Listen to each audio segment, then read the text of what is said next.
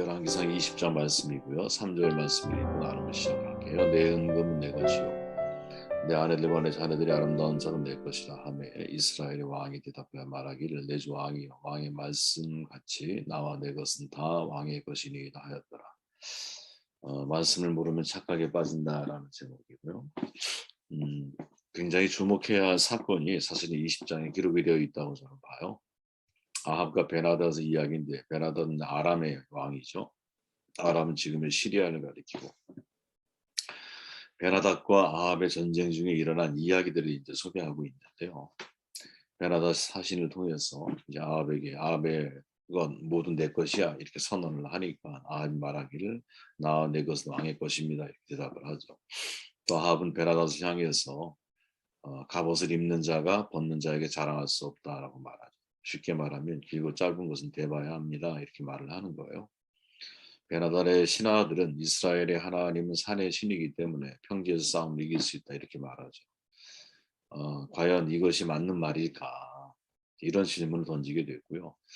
사실 20장을 읽으면서 굉장히 복잡한 내용을 소개하고 있는 것 같은데 하나의 공통점이 뭘까 질문을 해봤더니 모두가 다 착각에 빠져 있다라는 거예요. 그 착각이 뭔지 말씀 나누면서 함께 묵상하는 시간을 가졌으면 좋겠습니다. 먼저 20장 2절 4절을 보면 이제 아합이 이렇게 말하죠. 나와 내 것은 다 왕의 것이니이다 이렇게 고백을 해요. 나와 내 것.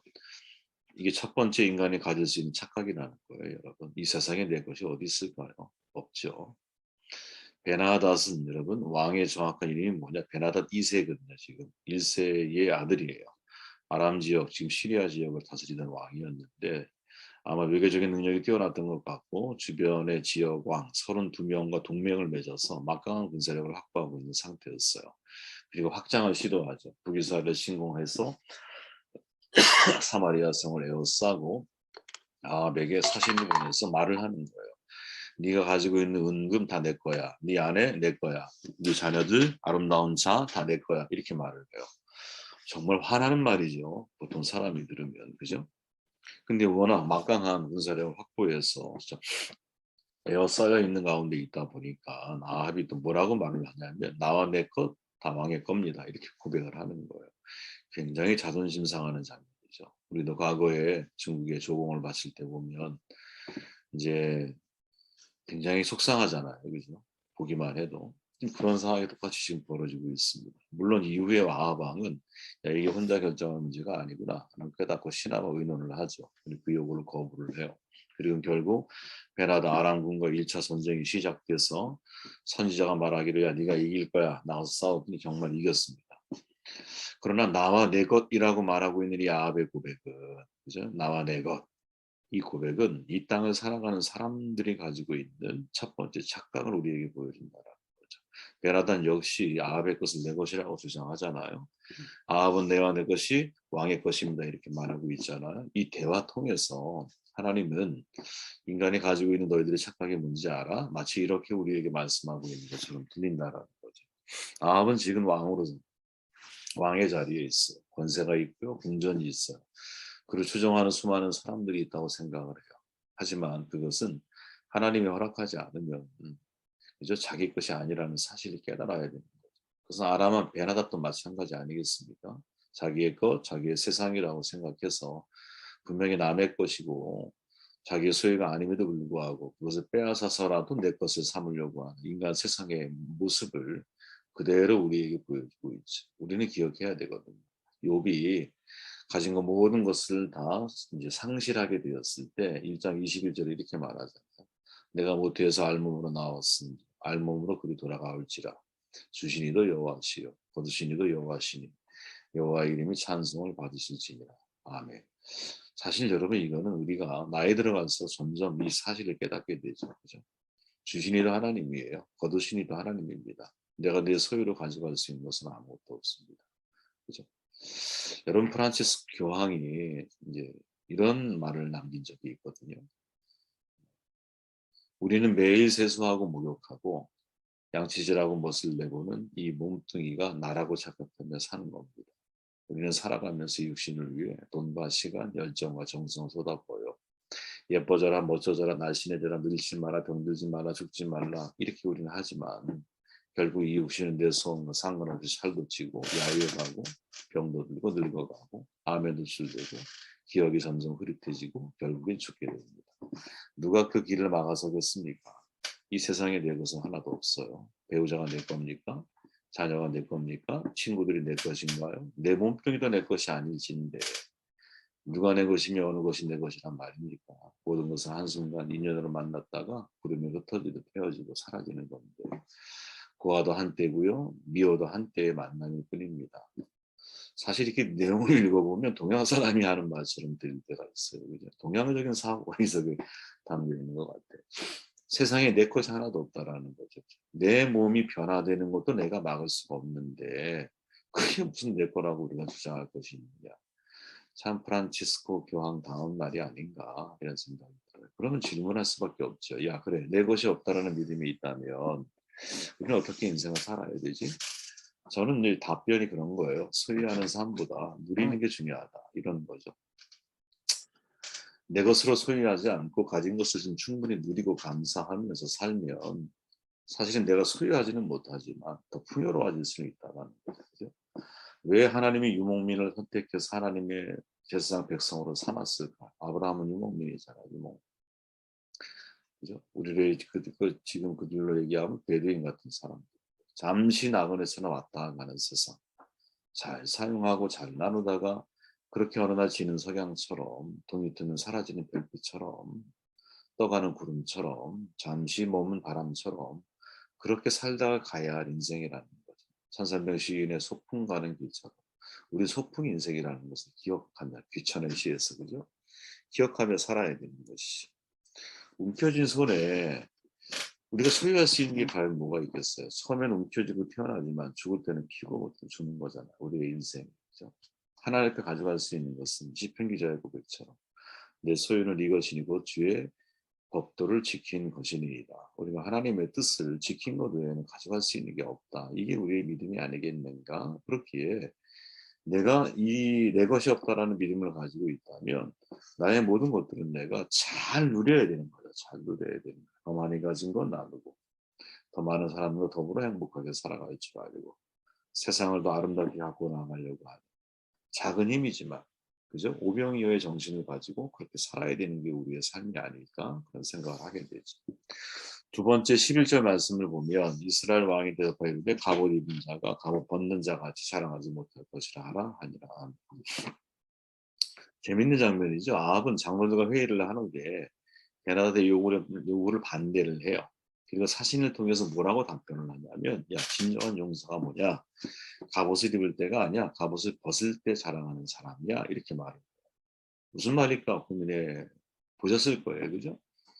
쉬운 말로 말하면 야, 싸움을 나가는 것 자체가 자랑이 아니라 이기고 승리하고 돌아와야 자랑이 되는 거지. 다시 말하면 길고 짧은 거 대봐야 한다. 이런 뜻인 거죠. 근데 여러분 이 말이 되게 맞는 말 같은데 생각해 보면 신앙인의 입장, 우리의 입장에서 맞는 말이 아니에요. 신앙인의 싸움은 여러분 길고 짧은 것, 능력이 있고 없는 것, 군사가 많고 적은 것 이거 가지고선 여러분 싸워봐야 하는 게 아니거든요. 우리의 관건은 뭐냐면 하나님이 동행하시느냐, 함께 하시느냐 여기에 승패가 달려있다라고 믿는 거 우리는. 하나님은 선자를 통해서 아합에게 이 사건 이후에 하나님을 바라봐 그분을 의지하면 승리할 수 있어. 베나다 연합군이 아무리 강력해도 하나님이 동참하시면 이길 수 있어. 이거를 증언하고 결국 그 결과를 맛보게 되죠. 그런데 그 이전의 아합은 뭐냐? 하나님을 배제하고 전쟁을 하는 실수를 범하고 있다. 그의 믿음은 뭐냐? 야, 갑옷을 벗는 자가 더 중요한 거야. 그게 자랑할 수 있는 거야. 이렇게 말을 하고 있다는 거죠. 근데 이게 착각이라는 거죠. 신앙인의 싸움은 여러분 길고 짧은 것은 대봐야 아는 싸움이 아니에요. 우리는 길고 짧은 것 자체가 중요한 게 아니라 하나님이 함께 하시면 이기고 하나님이 떠나시면 진다. 이 사실을 믿는 싸움인 거거든요. 우리가 갑옷을 입기 전에 헛된 망상과 기대를 하기보다 하나님이 이 싸움 하나님께 올려드려서 우리가 갑옷을 벗기 전에 승리에 대한 자축을 넘어서서 하나님이 모든 것을 하셨음을 고백하는 감사, 싸우기 전에 들이매기도 싸운 이후에 감사하기도 이게 사실은 우리가 선택해야 할 삶의 모습이다. 시편 기자가 말하잖아요. 너희는 가만히 있어. 내가 하나님됨을 알지어다. 내가 문 나라 중에 높임을 받으리라. 내가 세계 중에 높임을 받으리라 하시는 거예요. 출애굽했던 때 여러분 기억하시죠? 이스라엘 백성들은 그때는 전투 준비를 할 수가 없잖아. 출애굽하기 바빴지. 그들은 그냥 일반 시민들이에요. 근데 광야 속에서 전투가 있고 뭐 애굽 병사가 쫓아오기도 하고 많은 일들이 있었죠. 누가 싸워요? 하나님이 싸우시는 거죠. 전투력가도 싸운 게 아니잖아. 홍해를 건너오던 애국 군들은 바닷물에 수장해 버리셨어요. 하나님이 그래야. 그죠? 광야에서 아말렉과의 싸움이 벌어졌을 때는 모세의 손에 달려 있는 거야. 손이 내려가면 지고 올라가면 이기는 거야. 그죠? 여리고 성의 싸움은 여러분 말씀 순종을 통해서 붕괴된 거지. 그냥 7바퀴를 돌았더니 붕괴된 거야. 가나안 영토의 싸움은 여러분 믿음의 사람들에 의해 점령이 된 거거든요. 기도원의 300용사. 손에 들린 게 뭡니까? 횃불 항아리 나팔밖에 더 있어요? 이거 가지고 어떻게 싸워요? 그런데 그들이 자멸해서 죽더라는 거지. 미리암 용사. 골리앗을 마주한 다윗 손에는 물맷돌 5개가 있었어요. 그 가슴에는 하나님에 대한 믿음, 하나님이 있는 거죠. 그러니까 우리의 싸움은 길고 짧은 것을 대봐야 아는 싸움이 아니라 우리는 하나님이 함께 하고 있느냐, 이게 관건이라는 거죠. 생각해 보세요. 전력이 우수할지라도 여러분 하나님이 동행하지 않으면 실패해요. 생각해 보세요. 여호수아가 우수한 전력 속에서 아이성을 싸우잖아. 아이전투를 하잖아. 근데 어떻게? 실패하죠. 자기 전력을 신뢰하고 있었어요. 북이스라엘이 승리할 수 있었던 것은 여러분 상대 전력이 뛰어났기 때문이 아니에요. 지금 여기 아합이 베나닷과 싸우면서 승리를 하잖아. 청년 232명을 뽑으라 그래. 군사를 합쳤더니 7천 명밖에 안 되는데 근데 상대 군사는 13만 명이었어요. 이게 도대체 말이 되는 이야기입니까? 메시지는 간단하죠. 하나님이 하셨다 이 말이죠. 착각하면 안 돼요. 우리는. 길고 짧은 거 대봐야 알아. 여기에 관심을 두면 안 된다라는 거죠. 핵심은 뭡니까? 하나님이 함께하고 계십니다. 여기에 초점을 맞춰야 합니다. 23절 말씀 읽고 정돈합니다. 아람왕의 신하들이 왕께 아뢰되 그들의 신은 산의 신음으로 그들이 우리보다 강하였거니와 우리가 만일 평지에서 그들과 싸우면 반드시 그들보다 강할지라. 아멘. 1차 전쟁에 패배했어요. 분석해야 되잖아요. 근데 신하들의 결론이 뭐였냐면 야 여호와의 신은 산의 신이라고 생각하는 거예요. 그럼 어떻게 하면 돼? 평지에 주둔하면 되는 거야. 그래서 26절에 이렇게 말하는 거죠. 되게 재밌는 거예요. 이게 해가 바뀌니 베나다시 아람 사람을 소집하고 아벡으로 올라가서 싸우려 했다. 이 아벡이 어디냐? 평지야, 평지. 골짜기가 있는 평지. 거기에 진을 쳐요. 상대 전력, 즉 북이스라엘의 군대는 아까 말했듯이 230명, 청년 7천 명의 군사, 이게 전부였어. 그리고 이쪽 아람 군대는 어떻게 마병과 전차로 무장한 군대가 13만 명. 당연히 평지니까 마병, 전차 이걸 준비했겠죠. 그죠? 아주 편안한 마음으로 전쟁에 임해요. 왜? 우리는 산의 신에서는 여호와가 산의 신이기 때문에 그들이 생각하기를 산의 신이라고 국한했기 때문에 거기서는 하나님이 이길 수 있지만 평지에서는 다르다. 이렇게 계산한 거거든요. 착각이죠. 저는 20장에 온통 착각만 다 나오고 있구나 이런 생각이 들었어요. 그죠? 고대 사람들은 여러분 나라마다 다스리는 신이 있잖아요. 우리가 누구죠? 야곱이 나올 때 그의 부인 가운데 한 명이 드라빔을 들고 나오잖아요. 가족신이라고 그래서 가족신. 그러니까 그 시대의 사람들의 특징은 뭐냐면 내가 나의 가정에 혹은 그 지역에 혹은 날씨에 혹은 천기에 그들이 생각하는 신을 만들어내는 거. 그죠? 여러분 다신교가 전하는 중요한 교훈이 있어요. 그건 뭐냐? 전능하고 유일하고 완전한 신은 존재하지 않는다라는 거예요. 그들의 마음속에서는. 저는 이게 우상의 특징이라고 봐요. 인간이 만든 신의 특징은 뭐냐면 유일신, 즉 나 위에 전능한 신을 만들지 않아. 인간. 유일신이 존재하면 여러분 우리는 유일신 앞에 복종하고 순종해야 할 대상이 될 수밖에 없잖아. 그렇게 항상 우상을 만들어 왔던 역사나 만들어진 우상들을 놓고 보면 그 우상들의 특징은 뭐냐면 다 다스릴 수밖에 없는 거예요. 그러니까 내가 필요로 하는 것을 충족시켜주는 지역신, 내가 필요한 것을 충족시켜주는 가족신, 이걸 만드는 거지. 그러니까 신 또는 2만 5천 개의 신이, 힌두교는 3억 개 신이 있을 수밖에 없는 거죠. 그죠? 이것이 싫다라고 말하는 불교처럼 신의 개념이 아니라 자아의 개념 혹은 열반의 개념으로 자기 자신을 해석하고 이해해 나아갈 수 있는 거죠.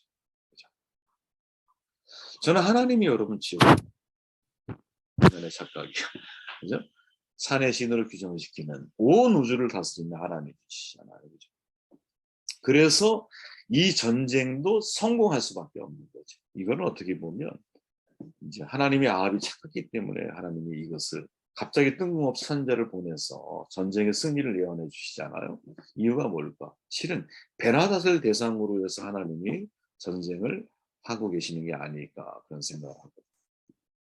사실은 이 다신교라고 하는 특징이 있잖아요. 이것은 우리의 신앙에서도 볼 수 있어요. 어떻게? 예배 드릴 때만 하나님이 있는 거야. 직장에서는 바알을 섬기고 있는 거야. 그죠? 결혼할 때 여러분 예수 믿는 사람, 믿는다는 사람이 사주관상을 봐. 점을 봐. 궁합을 봐. 그죠? 하나님의 교회, 직장, 사업 어디에서든지 역사하시죠. 그런데 우리는 지역을 구분해서 혹은 장소를 구분해서 마치 산과 골짜기 평지를 구분하듯이 다양한 삶의 영역에서 다양한 신들을 내가 섬기며 살아가는 사람일 수도 있다는 거지. 그죠? 그걸 정말 조심해야 한다는 거죠. 내가 있든 어디에서든지 하나님은 하나님이신 거예요. 그리고 하나님을 인정하며 살아갈 수 있느냐.